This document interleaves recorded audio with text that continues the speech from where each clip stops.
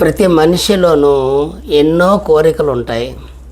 మన కోరికలు నెరవేరాలి అంటే లేదా మన లక్ష్యం నెరవేరాలి అంటే ప్రతి మనిషిలోనూ 4 లక్షణాలు ఉండాలి. ఒకటి కూర్పు, అంటే ప్లానింగ్. ఏ పనైనా చేయడానికి దానికి సక్రమమైనటువంటి మార్గం ఏమిటి అని తెలిసే ప్రణాళిక ఉండాలి. రెండవది ఓర్పు. ఒక్కోసారి ఎంత ప్లాన్ చేసినా కొన్ని సమస్యలు అడ్డుపడుతూ ఉంటాయి, మనం అనుకున్న లక్ష్యాన్ని చేరనివ్వకుండా ఆటంకపరుస్తాయి. అప్పుడే ఓపికగా ఉండడం నేర్చుకోవాలి, అది ఓర్పు ఉండాలి.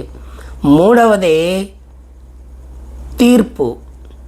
మనం చేస్తున్న పని మంచిది అని ఒక లాయరు, మంచిది కాదు తప్పు చేస్తున్నావు, నీ లక్ష్య సాధనలో నువ్వు డీవియేట్ అయిపోతున్నావు అని చెప్పడానికి ఒక డిఫెన్స్ లాయరు మనలోనే ఉంటారు.